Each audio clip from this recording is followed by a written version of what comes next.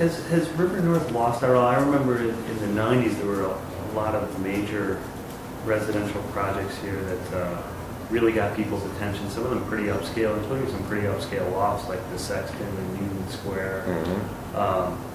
And these days, it seems like there's been this new movement into the loop for residential, going south of the river, you know, with Lakeshore East and a lot of the stuff around Millennium Park. Right. Does that slow development down at all in River North? Or I think the condo market's probably saturated right now. So I think what you're seeing is projects. Well, first off, the views in those areas of the lake. If you're going to build a brand new building, and the zoning. So you know what you're seeing is a combination of things. If you're going to pay for a site and you can build a 30-story building or a 40-story building, our area isn't zoned for that. There's pockets, but not many. Our area is zoned for much more low, mid-rise. So as a consequence, it's a different character. So if you're a developer, you want to get the most bang for your buck, and those areas allow much greater density. They're planned developments. This is not what our area is. You wouldn't see that 150-story spire in River North, but that's okay, because that's not what River North is. So if you're saying, gee, some of the pizzazz, some of the activity is out of the area, it's only because that's not what River North was meant to be from a planning standpoint. It was meant to be much more low-rise neighborhood feel, which is better in some ways than having a high-rise urban environment like you might see in a Manhattan. Those areas are going to be and are very attractive, but they're completely different. There's nothing there, so it was a complete new palette, and as a consequence, now you're seeing high-rise after high-rise after high-rise next to one another.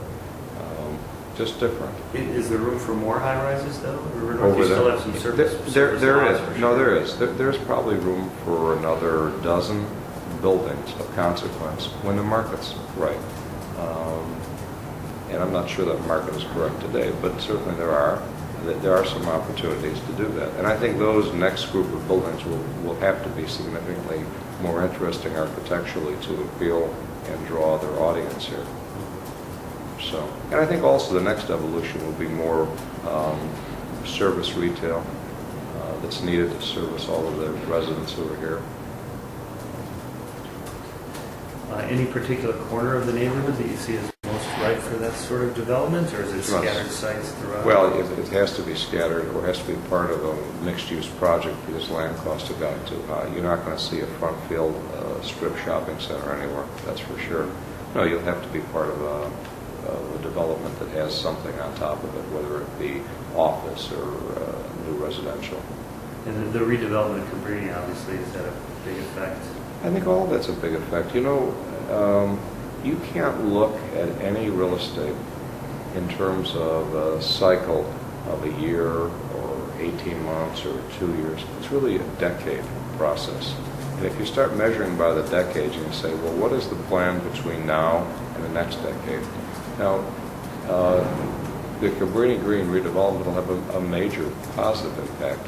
What you've seen, however, actually is a lot of the retail that might have come to this area has gravitated up to that Clybourne corridor and North Avenue. So the people who live here go there. I'm not saying that's always going to be the case, because retailers do tend to be like sheep. They'll go wherever they feel the market is, and if one person's successful, comes the next person. But there is no particular plan for that right now. This is much more of a commercial area than, say, North Avenue is. North Avenue is much more, single-family residential. So, do I think that's going to happen here with Cabrini Green redeveloping and so on? I think it'll all be positive, and you'll continue getting the catalyst of people moving a little further in, a little further in. I think that the next decade will be the decade of the Chicago River, because I think that's where you're going to see the most significant change in our urban fabric. Think about that. The one great natural resource, you're talking about those high-rises a moment ago, River East, what is appealing to those people and why is lake. They like the lakefront. Well, what other resource in our city is underutilized? That's the river. So, and I think Trump realized that in putting his investment there. If you take a careful, methodical look from the lake all the way in on the river, you'll see one side after another being developed or redeveloped. Wolf Point, for example, I think will make a major difference in this area. So I think there are good selective sites that will be major changes, not just infill. But the Chicago River is, I think, the next major change you'll see in the urban fabric, which will also, of course, have a significant issue here in River North. I mean, Dan Levin, of course, developed on the other side of East Bank, and if you notice, there's a whole area next to the Mart on the west side of the river that could very well and will handle some of the infrastructure for the service businesses along those train tracks. So I think you'll see the rest of the area being developed over the next 20 years.